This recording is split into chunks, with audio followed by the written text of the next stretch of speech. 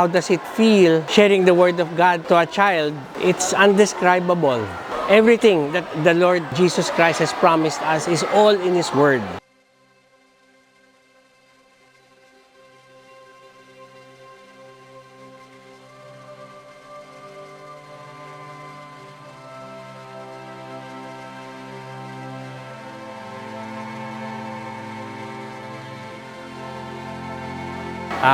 We first came here in 2018.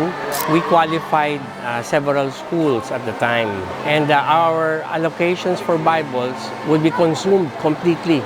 We weren't able to come back to Puerto Galera because we ran out of Bibles to share.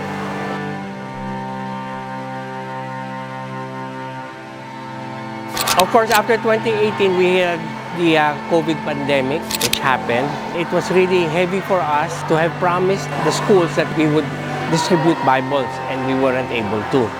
With the Lord's blessings, we are here now. Psalm 121, sinasabi dito, I lift up my eyes to the mountains, where does my help come from? My help comes from the Lord, the maker of heaven and earth. He will not let your foot slip. He who watches over you will not slumber.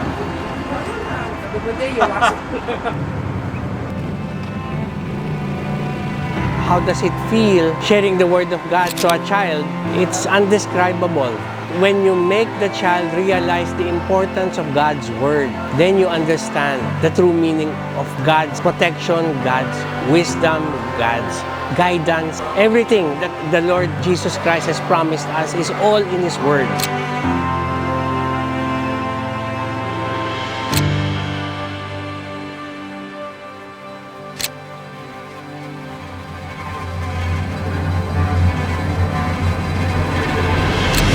Then, yun pong ating Bible, malaki po ang maitutulong niya sa mga estudyante.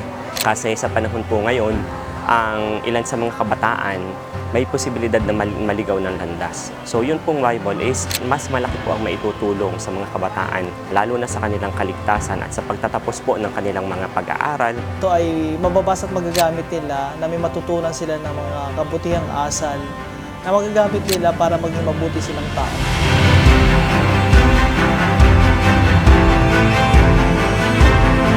Pag naituturo po natin yung nilalaman ng Biblia, nagkakaroon po sila ng learnings spiritually and morally. Sana naman po ay magkaroon sila ng pagliliwanag sa pag-iisip. Sana naman po ay may natutunan sila base sa salita ng Diyos. Ganda ng Bible, in fairness. Nabasa ko siya. Talagang akma-akma yung mga salita niya.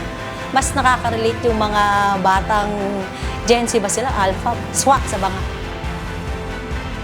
Highlights is yung privilege na mag-reach out sa mga 11 to 13 years old, share ng gospel. Ayun talaga pinaka-highlight. And we have now successfully shared the Word of God with the children of Puerto Galera. So we're very, very happy to be here. Naging masaya po ako dahil nagkaroon po ako ng Bible mula sa Word Riders Philippines na aking mababasa. Ito po yung mga salita ng Diyos kung saan matututo po kami na humingi po ng tawad sa Diyos, magpasalamat at humingi ng gabay. Ito po ay isang salita ng Diyos. Bibigay sa atin ng lakas ng loob. Tapos po, masaya po ako kasi natututo po ako minsan magbasa. Kahit minsan lang po ako magkaroon ng Bible. Maraming salamat po sa Word Riders Philippines sa pagpasyal dito sa Puerto Galera National High School kasi malaking bagay po sa aming mga estudyante yung ipinamigay niyong Bible. Ganun din, ang Puerto Galera National High School San Isidro Extension ay lubos na nagpapasalamat sa Word Riders Philippines at sa Philippine Bible Society sa kanilang mabuting puso at sa kanilang advocacy na ipalaganap ang salita ng Diyos. Nagpapasalamat po ako sa Word Riders Philippines and Philippine Bible Society sa pagbibigay po sa akin o sa aking mga kaklase ng Bible. Whenever I hear a child respond positively, it gives me hope. Hope for the coming generations. It gives me a sense of peace that I know I did my part.